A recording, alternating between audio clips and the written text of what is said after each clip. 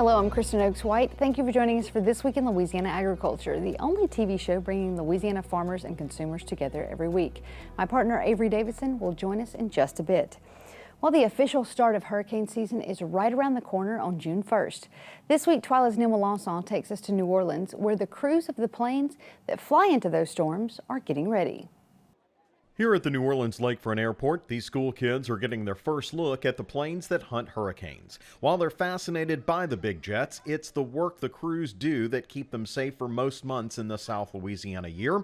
John Zawislak is the flight director aboard the Miss Piggy here and says 3 big radar devices help them see through the storm. So essentially we carry 3 radars on board this airplane. The first one is in the nose section of the aircraft.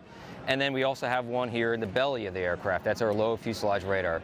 These 2 radars in combination provide us a situational awareness in the storm to essentially look ahead at what's in front of us weather-wise so that we can find the best path through the storm environments. In the tail section of the aircraft, we have the tail Doppler radar. That tail radar actually is providing a 3-dimensional look at the storm. So we're actually getting 3D winds. And that data actually gets sent in real time to the National Hurricane Center. So they're getting a 3D picture of the eye every time we go through the storm. Hurricane hunting is time-consuming, dangerous, and expensive. However, the risk is worth the cost, according to National Hurricane Center Director Michael Breann. Well, it all comes down to the hazards. Storm surge flooding, flooding from heavy rainfall, winds, tornadoes, all that falls out of the forecast of where the storm's going to go, what its structure is going to look like. So the more confident we are in that forecast and the more consistent that forecast is, the more accurate we can issue, more accurately we can issue things like watches and warnings for hurricane or tropical storm force winds, for storm surge.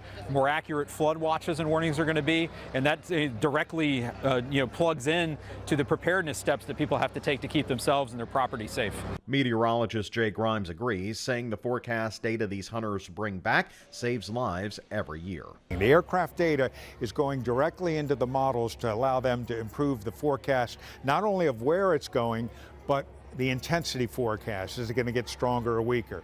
And even now, the intensity forecast isn't great. But if we're talking about reducing the skill of these forecasts by 20%, it would be like taking our forecast ability and rotating it back to 1993 instead of 2023. Now, while it's a beautiful day here in New Orleans, these planes fly when weather is at its roughest, and the difference they make can be between life and death. Reporting from the New Orleans Lakefront Airport, I'm Neil Melancon. Now, getting ready for hurricane season is always a pain, but it's also never been easier. You can visit getagameplan.org, where there are numerous resources to help you get ready for the upcoming season. We'll put a link to that site on our website at twilatv.org. Well, the race to be the next governor of Louisiana is tight, with 7 candidates seeking the office.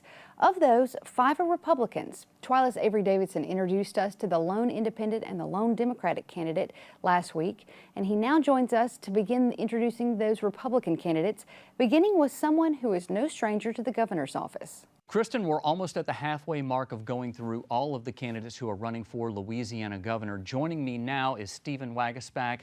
He used to be the head of lobby and previously worked with Louisiana Governor Bobby Jindal. Stephen, thank you so much for joining us. I appreciate you having me on. I'm excited about it. Well, tell me a little bit about your history and why you believe that makes you fit for the governor's office. Yeah, absolutely. No, glad to tell that story. Look, at the end of the day, I was born and raised here in Louisiana. I'm from Gonzales, Louisiana, Ascension Parish. And I've always been driven to make Louisiana a better state. And so throughout my career, both inside government, outside government, the private sector, I've been trying to find ways to solve problems in Louisiana. It's part of my brand, part of what drives me to this day. And I look at where we are as a state right now, and I think we're truly a state at a crossroads. I am tired of seeing families leave this state for other opportunities. I'm tired of seeing our economy shrink. I'm tired of seeing our population shrink, especially when the South is booming right now. And so I think this is the most consequential election in generations in Louisiana. And I think we need leadership that is not just conservative and then reflects the values of our people, but also knows how to get things done, solve problems.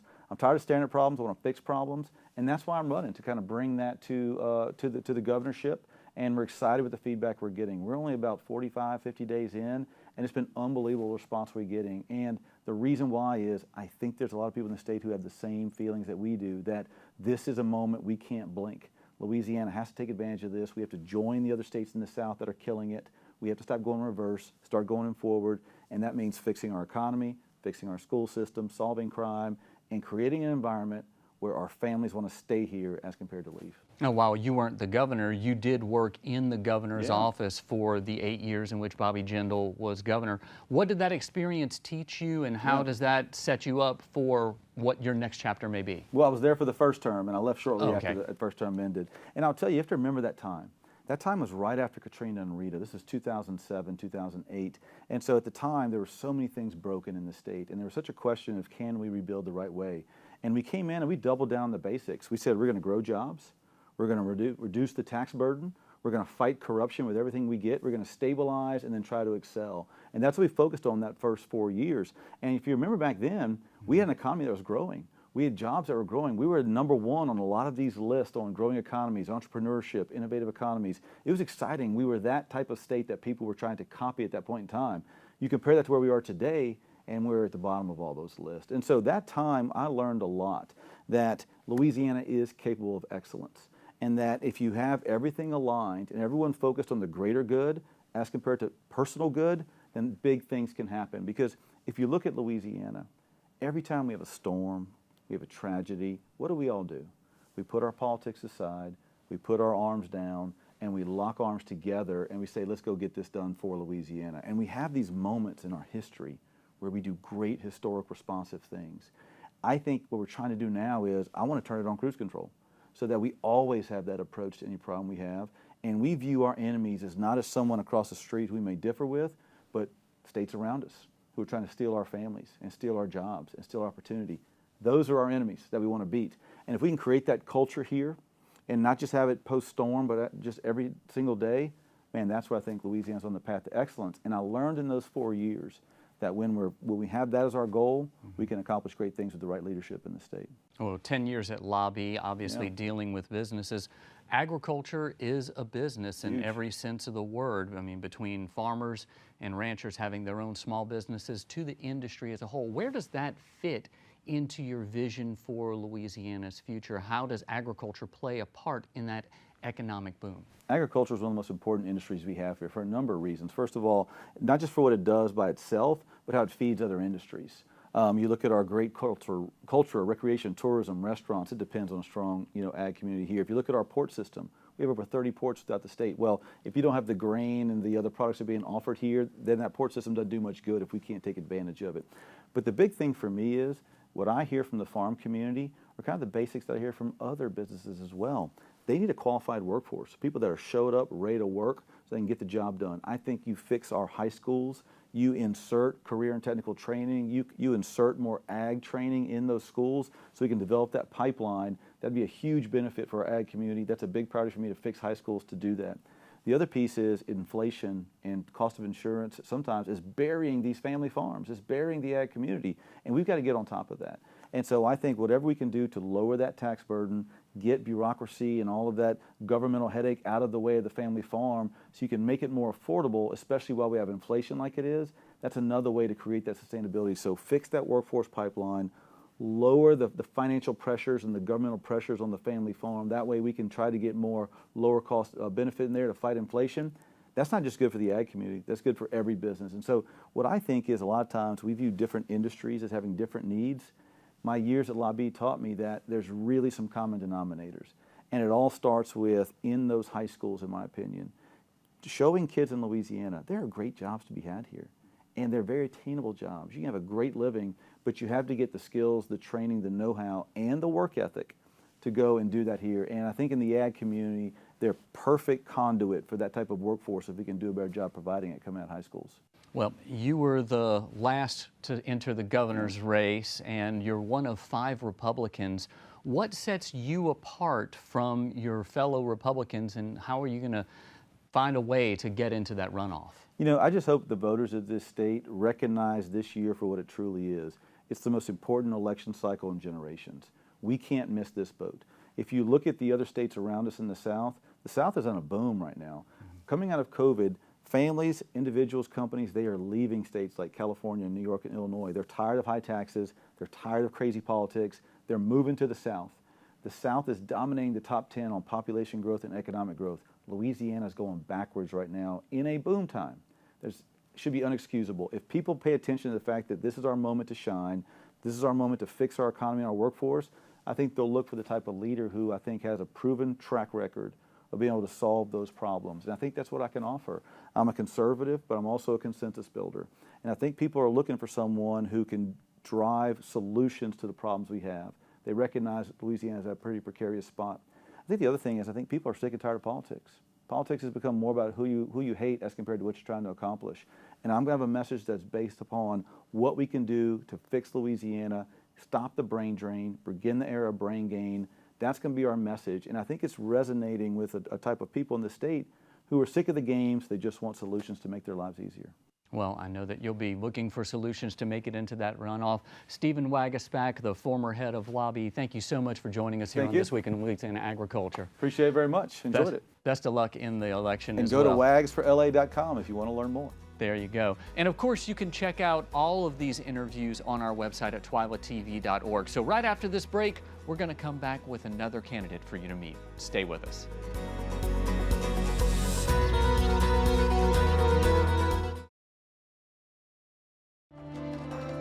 I'm a steward of the land. I am growing a better future. I am feeding the world. I'm making the world a better place. I am resilient. I'm essential, and I'm still farming. I am essential. I am still farming. I am resilient. I am essential. I am still farming. No matter what happens, we are still farming.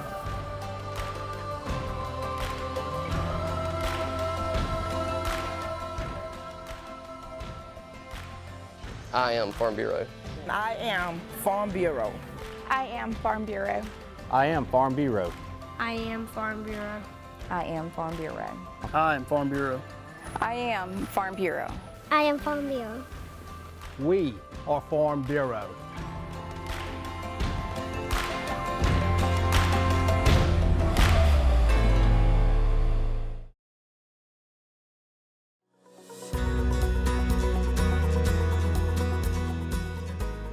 Thanks for staying with us here on This Week in Louisiana Agriculture. We're going to continue with our meeting of the candidates for governor of the great state of Louisiana. Joining me now is Richard Nelson, current member of the House, but hoping to be governor of Louisiana. Richard, thanks for joining us on TWILA. Thanks for having me. Tell me a little bit about your background, because I understand you are an attorney, you're an engineer as well, but also you served in the State Department for a while and have pretty much seen the world. Absolutely. So I grew up in Mandeville, was an Eagle Scout valedictorian in Mandeville High, went to LSU after that, got a degree in biological engineering at LSU, then went on to law school right after that, and then joined the Foreign Service, the U.S. Department of State, went all around the world. We lived in Washington, D.C., Germany, and the former Soviet Republic of Georgia, not to be confused with the Atlanta and the Falcons. Yeah, exactly. So we're there, and then moved back to Washington and spent 2 more years in Washington. And during that time, I managed a bunch of security projects in Afghanistan, Iraq, and Pakistan. And then after that, my wife and I, we'd had 2 kids by then, and we said, hey, I think it's time to move home. So we came back to Mandeville and, ran for office, shortly after that. So I came back in 2017 and got elected in 2019. We don't have really any connections. We just went out and worked really hard and were able to win the election in 2019, and I've been in the House since then. Well, that election in 2019, it was a little bit different for you. I remember hearing you talk about it before, that this was kind of an interesting foray into politics for you. How'd you get in? Yeah, so people ask me all the time, they say I'm a little bit younger, they think my parents must be in politics. But my dad was an IRS agent, like pretty much the most unpopular person probably in the state of Louisiana, right? So, but my wife and I, we went and knocked on 5,000 doors, and we really just were able to, kind of stand out in a crowded field, which is similar to the gubernatorial race, obviously, right? So we really just outworked the other people. They had more money, they had more name recognition, they had all those things, but yeah, we worked harder and we had a good message. So in your run for governor, in your vision for Louisiana, where does agriculture fall in that? Because it is quite an important industry, the biggest industry in this state. Absolutely. So I think that, Louisiana has so many things going for it. I think agriculture is really one. I mean, I think we have these really, I think, natural strengths. You have agriculture, we have oil and gas, we have, the Mississippi River as transportation links.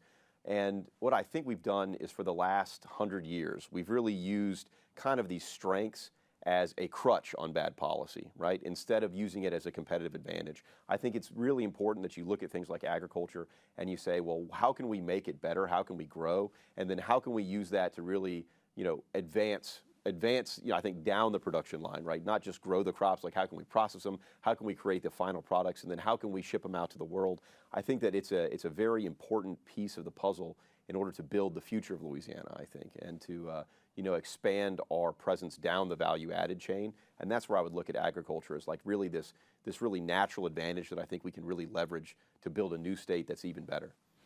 Talking about building a new state, you've talked about building a new tax system for this state. Tell me a little bit about your plans or the bill you had in this session to do away with the state income tax, and what would that entail? Sure. So, when you look at states like Texas and Florida, they're right down the street from us. They've grown 6 times faster than us in the last 10 years, and Louisiana has really been falling behind them for a very long time. The last time we added a congressional seat, which was the last time we actually grew faster than the rest of the country, was 1910, so over 100 years ago. Meanwhile, Texas and Florida are picking up congressional seats basically every census. So I think it's one of these things where we have to look at the systems that work. And I think one of the things that's really holding us back is our tax system. It was essentially created by Huey Long 100 years ago to really focus power and control in Baton Rouge, so that is where all the decisions, that's where all the money really flows. Local governments really can't solve people's problems. If you need a road, you really have to go to Baton Rouge and beg for your money that you're paying in income taxes and you're paying in sales taxes.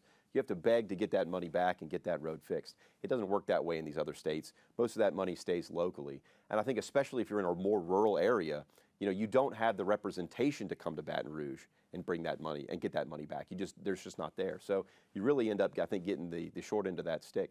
But so if you have it where you don't have an income tax, most of the money is raised and spent locally, I think you end up with a system where it solves, people's tax money really goes much further in solving their own problems. I know one of the places that our farmers and ranchers would be concerned concerning any changes to the tax code are the exemptions for feed, seed, fertilizer that are currently here and every other state in the union. Your plan, where would that fall? So I don't touch any of the existing exemptions, any of the ones that are currently in place. I don't touch them especially in the sales tax realm. I did expand the taxation of services to match Texas in order to offset some of the losses from getting rid of the income tax. But I don't think there's any impact on any of those inputs.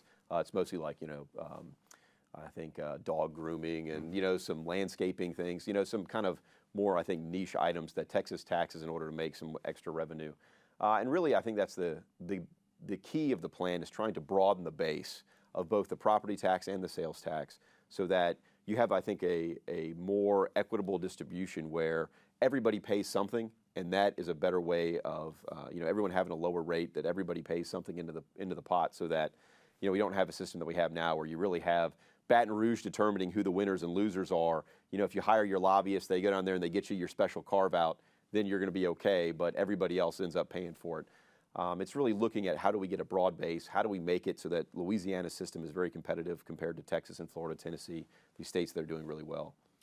So there are 5 Republicans in this race. You're one of those 5. How do you differentiate yourself from those other Republicans and eventually make it into the runoff? Well, obviously I'm the oldest, so I think that really helps me. No, I'm just messing with you. So I think that, honestly, I think my age is, it's important in that it shows the perspective that I have, right? Yeah, you're 36. I'm not, 36. I'm not, I'm not running just for the next 4 years. Like, I'm trying to fix the state for the next 40 years because I'm going to be here, my kids are going to be here, and that's really, I think, the perspective that we have to have. I think in government in general, we have a really short-term view of things. We say, what can I spend money on today, and I don't really care about tomorrow because I'm not going to be there, I'm not going to be elected. How do I get to my next election? But so I think when you're only 36, you're looking at it as, I want to change, I want to turn this battleship around, and I recognize it might not happen in the next 4 years, but I want to lay the foundation so that 40 years from now, they look back on it and say, this is where we changed the course of Louisiana's future. This is where we went a different road. Instead of continuously declining and losing to all these other states, we turn the corner, and I think that that's the perspective that I bring, and also I think the desire to make these big changes. Like, really, I'll be around when these big changes have finally come to fruition, and I think that's why we need them. Like like changing our tax system, making it more competitive, like fixing education. Education changes take a long time to come into effect, but my kids are 9, 7, and 5. Like, they will be able to experience those changes if you make a good education system that's really able to, I think, educate the next, the next round in the future of Louisiana. It'll change everything. And so I think being younger gives me that perspective, gives me that drive and fight. I'll tell you, it's going to take a lot of energy. These are big problems that we have here. I say all the time, if Louisiana was just average, we'd all live 4 years longer and get a 33% raise. That's the scope of our problems. And so I think it's going to take big ideas. I think it's going to take a lot of energy and boldness in order to address them. And that's what I bring to the table that I think the other candidates really are just lacking. So 2019, ran for your first race, and now, after one term, you're running for governor. What was it in that 4-year experience of being at the state capitol that made you say, you know what, I can do that? Yeah, it's a combination of things. I mean, obviously, I'm 36. I'm an engineer, attorney, former diplomat. I lived all over the world. I don't really waste my time. And so being in the House, I've been there long enough to see the problems. I see how it works, which I think is invaluable. Like, having served in the legislature, you have to know that process or you're not going to accomplish anything as governor, because you have to work with the legislature as governor. I think that's really, really critical. I think you also, what I did realize, though, is the limitations. There are limitations in being one of 144 and only being there 2 to 3 months out of the year. You can't really implement these big changes. I've fought these battles. I've brought the bills to get rid of the income tax and restructure the system. I've brought bills to fix our education system and make improvements to that. But it's difficult to do that on a part-time, 1 out of 144 basis.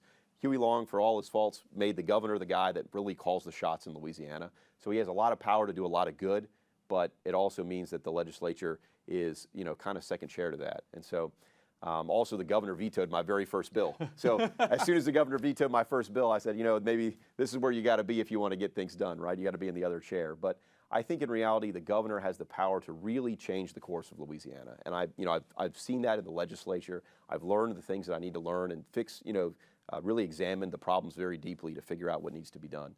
And so I think as governor, you can actually implement them. I fought the battles in the legislature. I think I can win them in the governor's office.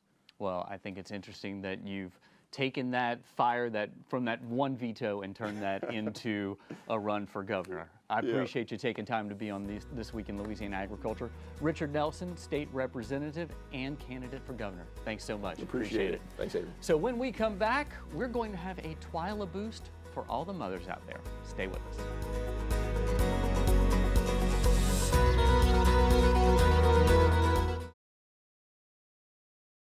South American rainforests are being destroyed for timber, crops, and trees.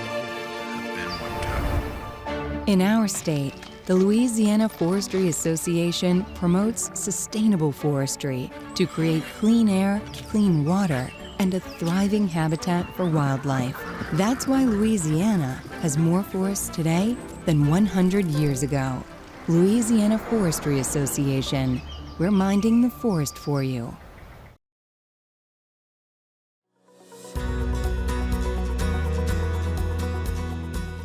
Mother's Day is this weekend, and if this is the first time this idea has crossed your mind, well, I kind of feel sorry for you because I have a great idea that can save the day if you haven't gotten the Mother's Day gift yet. Crawfish. Well, I know I would love that. And maybe a spa day as well. Wink, wink, nod, nod if you're listening, Landon. But for crawfish, Louisiana farmers and fishermen are ready to answer the call. Let's take a look at some of the prices from around the state. In Shreveport, Shaver's Seafood has live crawfish for $2.25 per pound, and boiled is $3.99 a pound. In Tallulah, you can visit Chopsticks and grab some live crawfish for $2.29 a pound, and to have them boiled for you, it's $3.99 per pound. In Mamou, B&L Seafood Market has live crawfish for $3 a pound and boiled for only $3.49 a pound. Now make sure you call ahead to check prices and availability near you, and we recommend grabbing a few extra pounds just for good measure. These crawfish prices are brought to you by the Louisiana Crawfish Promotion and Research Board, which reminds you to always eat Louisiana crawfish and to make sure you always ask before you eat. Well, this is your first official special Mother's Day as a mother, so happy Mother's Day, Kristen. Thank you. I'm sure Teddy is going to make it absolutely wonderful at, what, 8, 9 months old right now? Now, almost 9 months, and I bet he's got some diamonds stashed in his diaper for me. Is that what it is? Depends on the day. Well, this week's Boost is perfectly timed for the season. TWILA's Breann Hendrickson takes us to Lockport, Louisiana to see how one person's curiosity bloomed into so much more.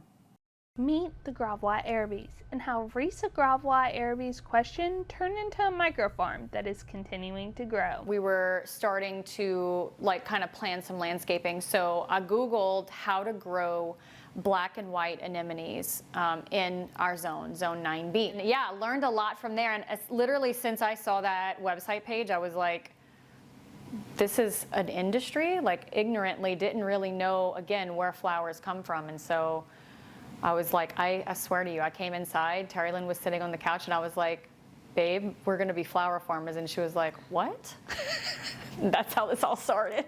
Helping her vision bloom is wife Terry Lynn Gravoi Araby. So we dove head first, dug up half our backyard, and planted every seed that we can find. So did really well in the first crop that we did, and it just took off. We never intended to be wedding vendors. We never intended to make bouquets. But once all the flowers started blooming, we had to do something with them. So we were like, what are we gonna do? So I think that night we made 10 bundles of flowers in the garden, and before we got finished showering, they were sold out. And it's just snowballed since then. From learning how to piece together a bouquet, I definitely think about the different layers in an arrangement or a bouquet. to jumping into weddings. We started the wedding, we just started advertising that we could do weddings, and to think back, it's kind of crazy because everybody starts somewhere, that's the truth. And looking back on those different types of arrangements and where we've grown and who we are now today as a company, it's really remarkable. But we just went into it fearlessly.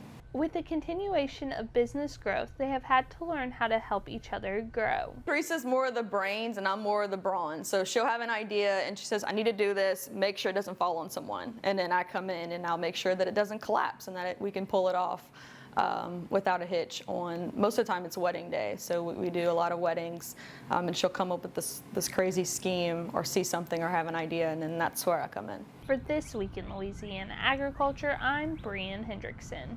If you would like to learn more about Haven Flower Farms, you can head over to our website, where we'll have a link up there for you to visit.